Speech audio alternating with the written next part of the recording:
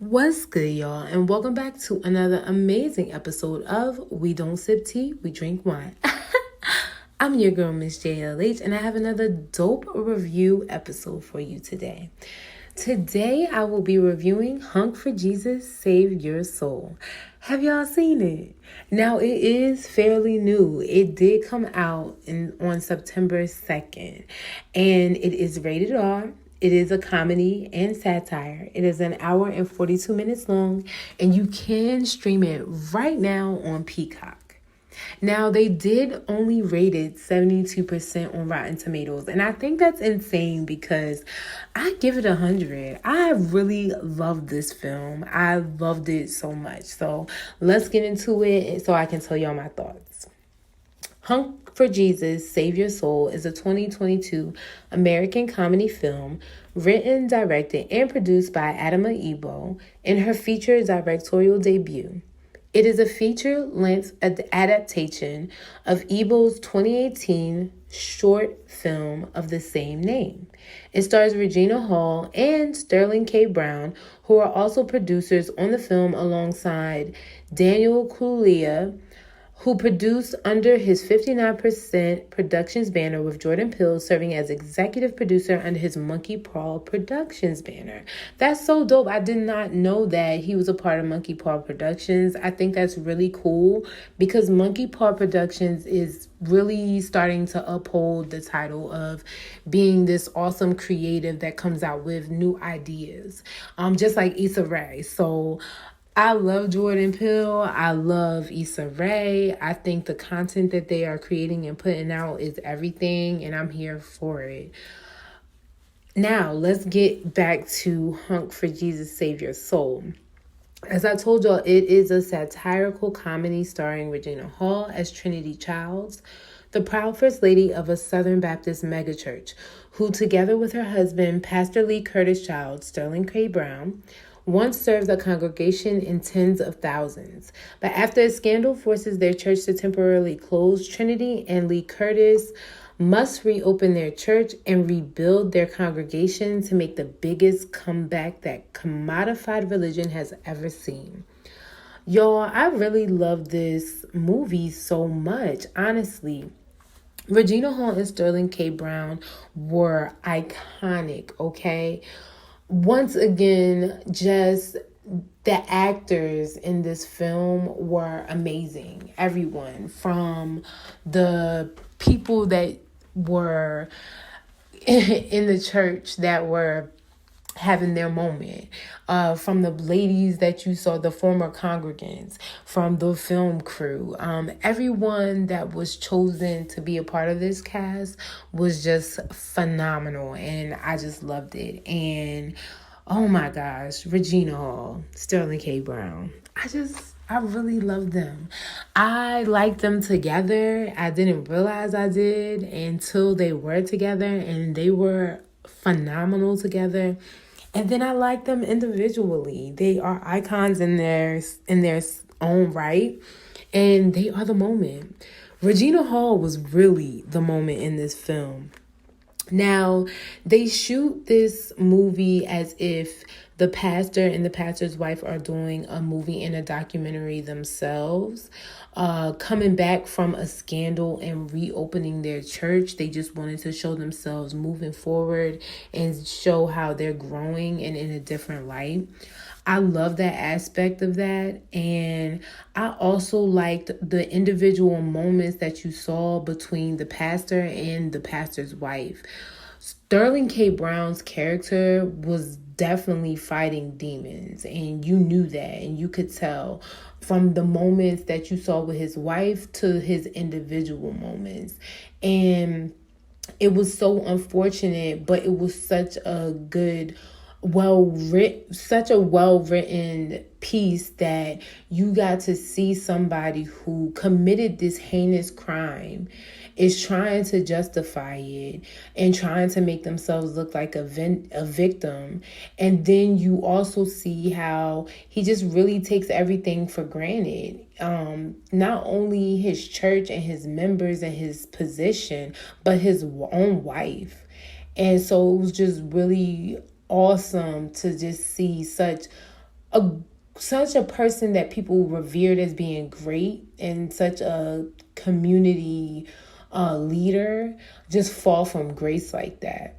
And we see that so often in real life, in real time. And so many of us also experience that. Growing up, oh my goodness, it was so many pastors and so many leaders that I remember just having scandals in my area. And then I don't really like to tell people this, but I went to Liberty University and they have had a scandal or two in the past few years themselves. And it's just insane because these are serious local and religious leaders, and we don't talk about it enough. And then also how they vindictively attack certain people within the community without looking at themselves first is also just this other heinous act that religion tends to push out as well. So yeah. Going on to Regina Hall, oh my gosh, her individual moments of how she's just working through the scandal, it was just phenomenal.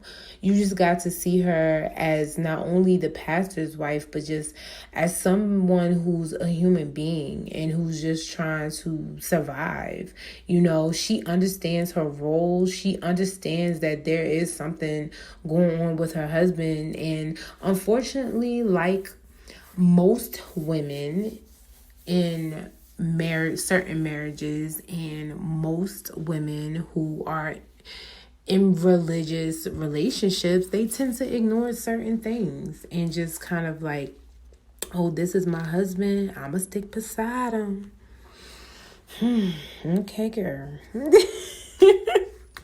Now, the movie was funny as hell, even though it had some real moments and some real like, oh wow, this is like happening, oh wow, this is like wow, you know, but you still had your really funny moments. Like they have a scene where Sterling K. Brown and Regina Hall are doing the lyrics to Nuck If You Buck, and it's just really funny because it was said that they both had to learn the words to Nuck If You Buck. And I only know the girl parts for real, so and Twitter was eating them up, but I'm like, come on, y'all, like, chill out. But don't tell nobody, because that's like blasphemy in the Black community. Now, another funny part in the movie was they had a rival, and their rival was Heaven's House, and they were opening up their mega church doors, and it was just like this insanity. I just love the critique of the mega church. I love the critique of Black people's, well, religion's stronghold on Black people.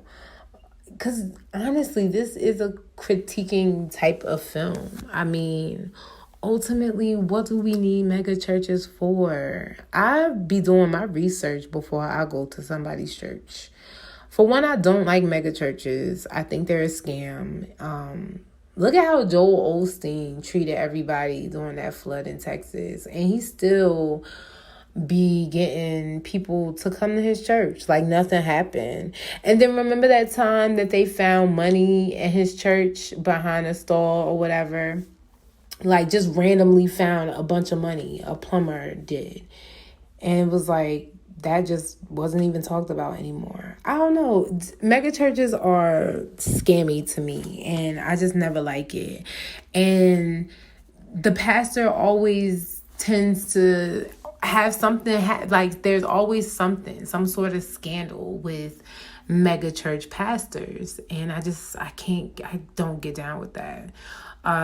It's very important to me for pastors to be involved in the community in various ways when they have churches, but also have a real job outside of you being a pastor. Because why you taking these funds from the church? You feel me? Like, The funds that come in through the church are for the church, for the community, not for the pastor. And I think we tend to lose sight of that when it comes to tithing. And I just can't, I can't deal with it. There was also what I really loved about the film is the directing of it. The directing was just amazing because just the close-up shots, the different angles that you had within the film were just phenomenal. And you just really got to see different emotions, different types of views, and everything.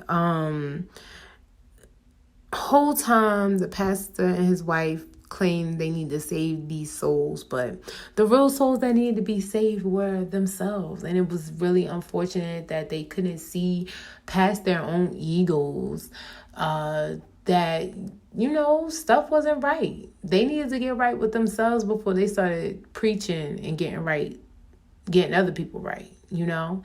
And that's what allowed that other mega church to open. You feel me? So, but I still can't do mega churches.